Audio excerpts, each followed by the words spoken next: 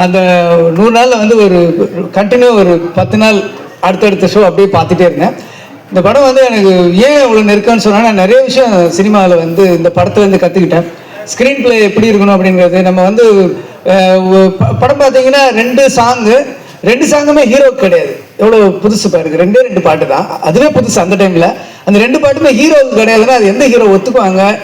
அது ஒரு அவ்வளோ பெரிய ஹிட்டு சாங். கேட்ட உடனே ஐயோ நான் பாடுறேன் ஏதாவது சொல்லுவாங்கல்ல, அது வந்து ரொம்ப புதுசாக இருக்குது. அதேமாதிரி படம் ஆரம்பித்து ஒரு 19 நிமிஷத்தில் வந்து ஹீரோவே இருக்க மாட்டார். ஹீரோ இல்லாமல் ஒரு சாங்கு ஒரு ஃபைட் இருக்கும். இது எப்படி சாத்தியமாச்சுன்னு எனக்கு தோணுது, ஆச்சரியமாக இருந்தது. அதனால தான் என்னுடைய படங்களில் பார்த்தீங்கன்னா கரெக்டாக என்ன கேரக்டர் பில்டு பண்ணாலும் அந்த 19வது நிமிஷத்தில் கதைக்கு வந்துடுவேன். நம்ம வந்து துப்பாக்கியில் எடுத்துக்கிட்டிங்கன்னா அந்த பஸ்ஸு பிளாஸ்ட்லேருந்து கதை ஆரம்பிச்சிடும். அது கரெக்டாக கேப்டன் பிரபாகரனோட இன்ஸ்பிரேஷனில் தான் அந்த ஃபஸ்ட்டு 20 மினிட்ஸ் இருந்தது. அதே மாதிரி ஒரு ஆக்ஷன் ஃபிலிமில் வில்லன் இறந்துட்ட பிறகு படம் இருக்காது. வில்லன் தான் ஹீரோவோட எனிமி, அவன் தான் கதை. வில்லன் இறந்துட்ட பிறகு படம் இருக்கவே இருக்காது. ஆனால் வில்லன் இறந்ததுக்கப்புறம் 10 நிமிஷம் படம் ஓடும். அதுதான் எனக்கு திருப்பி ரமணால இன்ஸ்பிரேஷன் ஆச்சு. ரமணால வில்லன் இறந்த பிறகு திருப்பி 10 நிமிஷம் இருந்துச்சு. ஏன்னா பார்ப்பாங்க அப்படின்ற ஒரு நம்பிக்கை வந்து எனக்கு அந்த படம் கொடுத்தது. அவ்வளோ பெரிய பிரம்மாண்டம், ஒரு ஆச்சரியமான ஒரு பிரமிப்பு அந்த படம் கொடுத்துச்சு. அந்த படத்தில் வந்து லியாகத் அலி கான் சாரோட வசனம் ஆகட்டும், நான் ஒரு ஷோவில் வந்து லிட்டரலாக என்ன 36 இடத்துல கிளாப்ஸு டயலாக் மட்டுமே இருந்துச்சு. ஸோ அப்படிப்பட்ட ஒரு அற்புதமான படம். அந்த படத்தை பண்ணிட்டதுக்கப்புறம் அதே கேப்டனை வச்சு நான் ஒரு டைரக்ட் பண்ணுவேன் அப்படின்றதும் எனக்கு ஒரு கனவாக இருந்தது. அதே மாதிரி என்னுடைய திருமணத்தை அவர் நடத்தி வச்சாருன்னு நினைக்கும் போது அதுவும் எனக்கு ஆச்சரியமா இருக்கு.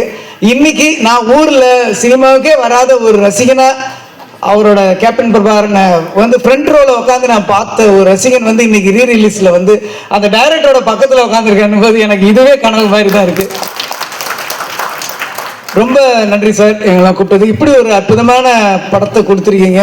கண்டிப்பா இந்த ஜெனரேஷன் ஆடியன்ஸ் வந்து ஒரு படத்தை பாருங்க, எப்படி அந்த பிரம்மாண்டத்தை கொண்டு வந்திருக்காரு. தமிழ்ல வந்து ஒரு இங்கிலீஷ் படம் மாதிரி அந்த டைமுக்கு அந்த ட்ரெயின்ல ஒரு ஃபைட் ஒரு ஷாட் மட்டும் வந்திருக்கும். அதை பார்த்தீங்கன்னா உங்களுக்கு அவ்வளோ ஆச்சரியமா இருக்கும். ஆக்ஷன் சீக்வன்ஸ்லாம் பிரமாதமா இருக்கும். அந்த 20 மினிட்ஸ் பில்டப் பண்ணி அந்த ஹீரோ வந்து அந்த போலீஸ் ஸ்டேஷன் ஃபைட்டுக்கு முன்னாடி ஒரு ரோட்ல அடிச்சு அங்கிருந்து போய் போலீஸ் ஸ்டேஷன்ல இது பண்ணுவாங்க. அந்த ஃபைட்டுக்கு மட்டுமே தியேட்டர் பிளாஸ்டா இருக்கும். இந்த இடம் பாருங்க, இந்த படத்தை ரொம்ப உங்களுக்கு பிடிக்கும். என்னை கூப்பிட்டு அழைத்த அனைவருக்கும் நன்றி. Thank you sir. விஜய் பிரபாகரன் அவர்களுக்கும் எனது வாழ்த்துக்கள். நீங்களும் பிரபாகரன் அந்த கேப்டன் பெயரை போல புகழ்ச்சியை அடைய வேண்டும் என்ற வாழ்த்தி விடைபெறுகிறேன். நன்றி, வணக்கம்.